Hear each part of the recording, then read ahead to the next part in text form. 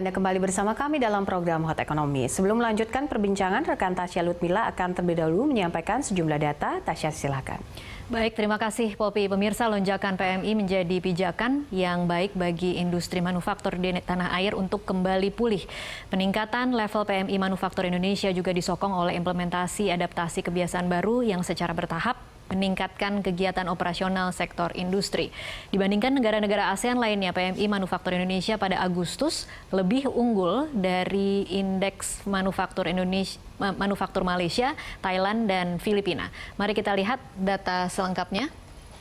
Ini PMI manufaktur Indonesia untuk tahun ini kita lihat dari Januari 49,3, kemudian di Februari naik 51,9, bulan Maret turun ke 45,3, kemudian April dan Mei di 27,5 dan 28,6, kemudian di Juni mulai naik ke 39,1, Juli 46,9, dan di Agustus 50,8. Selanjutnya kita lihat perbandingannya dengan negara-negara ASEAN. Di Myanmar 53,2, Malaysia 49,3, Thailand 49,7, Filipina 47,3, Vietnam 45,7, dan Singapura 43,0. Kita akan lihat ekspor non-migas 2020. Ekspor non-migas ini menyumbang 94,87% dari total ekspor Juli 2020. Pada Januari posisinya di 12,82 miliar US dollar, naik di Februari dan Maret di 13,26, kemudian 13,41. Setelahnya di April turun 11,60 miliar US dollar, turun lagi di Mei 9,89. Di bulan Juni mulai naik 11,4 miliar dan di Juli 13,03 miliar US dollar.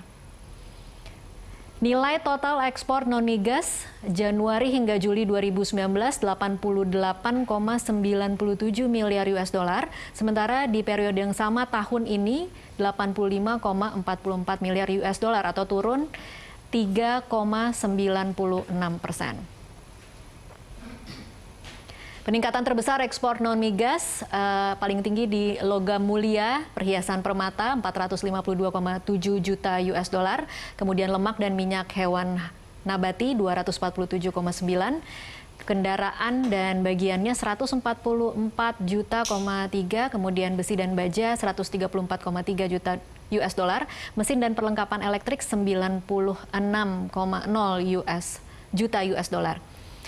Selanjutnya penurunan terbesar ekspor non-migas, timah dan barang minus 12,8 juta US dollar, pupuk minus 14,1, bahan kimia organik minus 14,2, plastik dan barang dari plastik minus 26,8, sementara biji, terak, dan abu logam minus 100,5.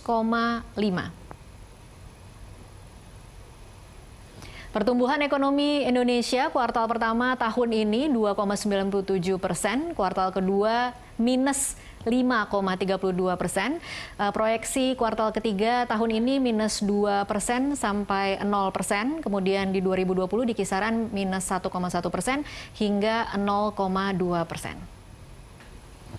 Demikian informasi yang dapat saya sampaikan, kembali ke Poppy Zaidra. Baik, Tasya, terima kasih. Pemirsa, kami lanjutkan Hot Ekonomi, tetap di sini.